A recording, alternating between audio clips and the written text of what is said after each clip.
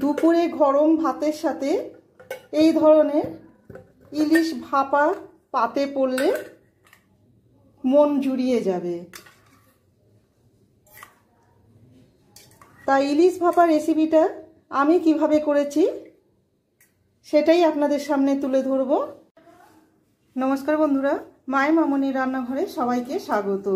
আজকে আবার একটা নতুন রেসিপি নিয়ে আপনাদের সামনে ফিরে এসেছি।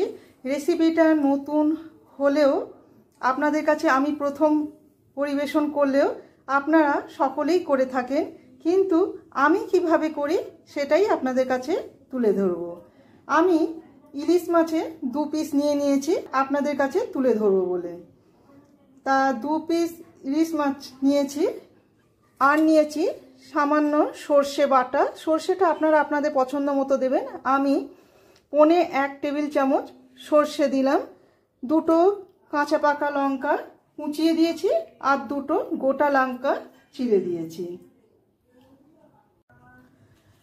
প্রথমে মাছে আর সর্ষে বাটাতে পরিমাণ মতো লবণ দিয়ে দেব।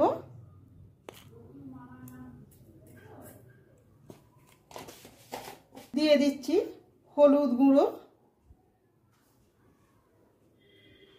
সর্ষে বাটাতে দিচ্ছি কাশ্মীরি লাল লঙ্কার গুঁড়ো।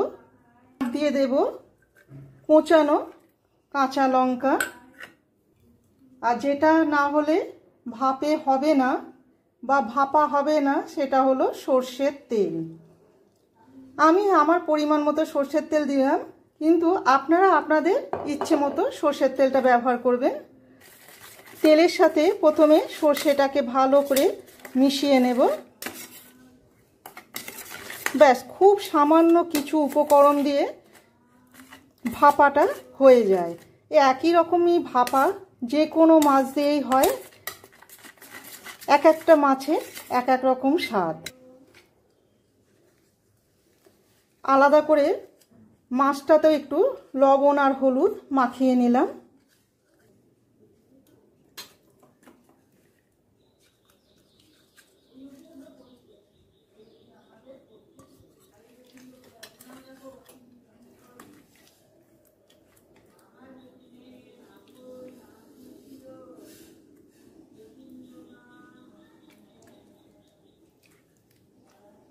সর্ষে তেল এই দুটো পরিমাণে আপনারা আপনাদের পছন্দ মতো দেবেন।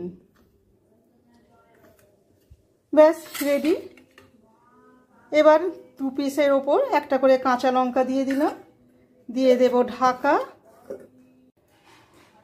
এবার গ্যাসে কড়া বসিয়ে গ্যাসটাকে অন করে দিয়েছি।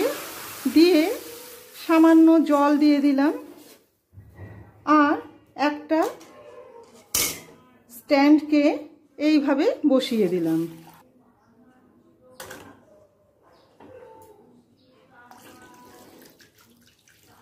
এবার গ্যাসটাকে মিডিয়াম টু হাইয়ে করে দিয়ে 2 মিনিট ফুটিয়ে নেব। তারপর লো ফ্লেমে 5 মিনিট ফুটিয়ে নিয়ে গ্যাসটাকে বন্ধ করে দেব। 2 মিনিট মিডিয়াম টু হাই ফ্লেমে, 5 মিনিট লো ফ্লেমে ভাপে রাখার পর এবার ঢাকাটাকে খুলে দিলাম।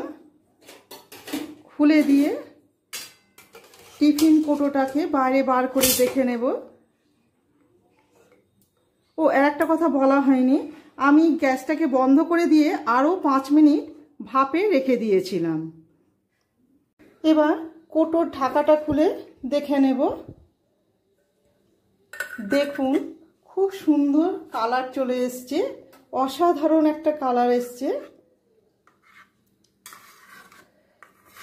আর যে জলটা বেরিয়েছে সেটা আপনারা দেখেছিলেন যে একবারই মাখো মাখো আছে, আর আমি সর্ষের পরিমাণটা একটু কমই দিয়েছিলাম। আর মাছের যে জলটা, সেই জলটা ভাপটা ভাপে হয়ে গেছে। দেখুন সুন্দর সেদ্ধ হয়ে গেছে। একটা কাঁটা চামচের সাহায্যে দেখে নিলাম।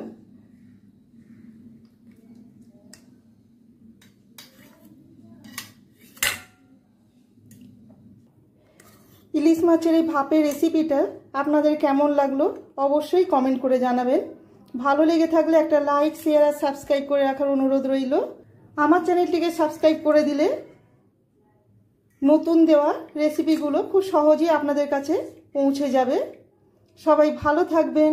ধন্যবাদ।